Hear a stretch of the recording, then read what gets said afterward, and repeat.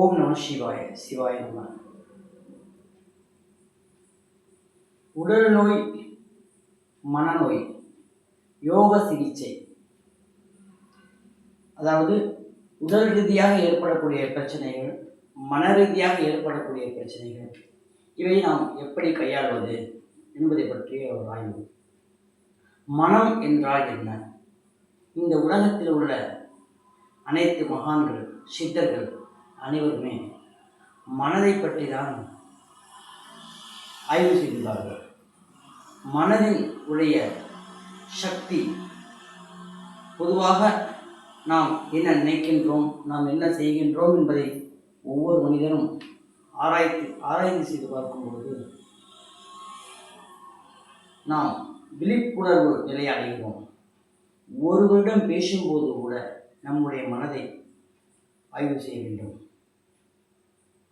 அதேபோல் மனம் என்பது ஒரு அற்புதமான கருவி.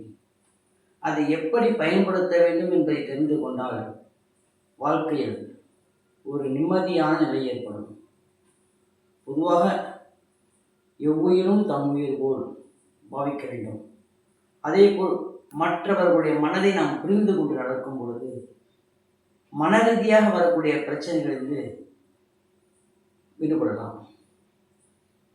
பொதுவாக அனைத்து பிரச்சனைகளுக்கும், வாழ்வியல் பிரச்சனைகளுக்கு மனம் ஒரு முக்கியமான காரணம். மனதை அமைதியாக சாந்தமாக வைத்து கொண்டால் வாழ்க்கையில் எல்லையற்ற ஆனந்தங்களையும் இன்பங்களையும் அடையலாம்.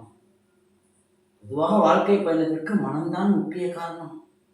ஒவ்வொரு மனிதனும் தினந்தோறும் மனதை பற்றி ஒரு 5 நிமிடம் ஆராய்ச்சி செய்து பார்த்தால் அவனுடைய வாழ்க்கையில் துன்பம் என்பதே கிடையாது. வாழ்க்கை துன்பத்திற்கு காரணம் மனம்தான். மனதை ஒருவன் செம்மைப்படுத்த வேண்டும். அப்படி என்றால் எப்படி செம்மைப்படுத்துவது? தன்னைத்தான் அறியும் தியானம். அனைத்து மகான்கள், ஞானிகள், ரிஷிகள், சித்தர்கள் அனைவருமே மனம் என்றால் என்ன, மனதை எப்படி பயன்படுத்த வேண்டும் என்பதை ஆழ்ந்து சிந்தித்தார்கள். சாதாரணமாகப்பட்ட மனிதர்களாகிய நாம் மனதை பற்றி சிந்திக்கும் போது, அதாவது நம்முடைய குழந்தைகள், உறவினர்கள், இவர்களிடம் கூட சில விஷயங்களில் கருத்து வேறுபாடு வந்துவிடும். அந்த மனதை பக்குவமாக பயன்படுத்தும் போது இது போன்ற கருத்து வேறுபாடுகள் மாற்றமடைந்து ஒத்து ஏக ஒரு மனதோடு வாழக்கூடிய ஒரு சூழ்நிலை ஏற்படும். இதுவாக நாம் அனைவரும் அன்பாக பழக வேண்டும். அன்பு என்கின்ற ஒரு உணர்வை நாம் அனைவரும் ஏற்படுத்திக் கொள்ள வேண்டும். எந்த நபர்களை பார்த்தாலும் மன மகிழ்ச்சியோடு பார்க்க வேண்டும்.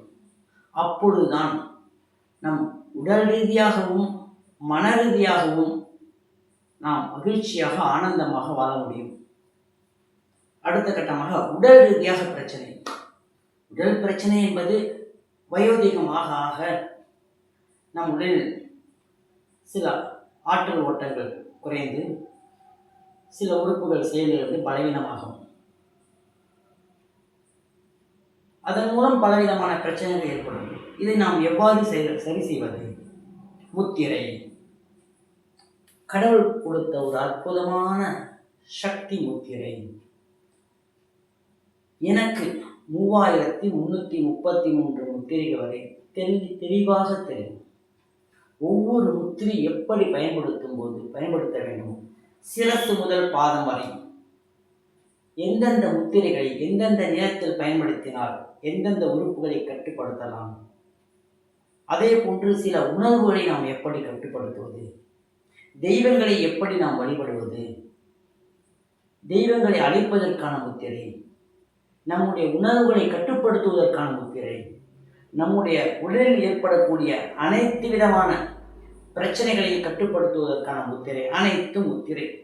நாம் வாழ்க்கையில் சிந்திக்க வேண்டியது முத்திரைகளை ஒவ்வொரு நாளும் தினந்தோறும் காலை ஒரு 30 நிமிடம், மாலை ஒரு 30 நிமிடம் முத்திரை செய்தாலே வாழ்க்கையில் ஆனந்தமாக வாழலாம். தற்சமயம் உள்ள உலகத்தில், மருத்துவ உலகத்தில் நாம் சிக்கிக்கொள்கிறோம்.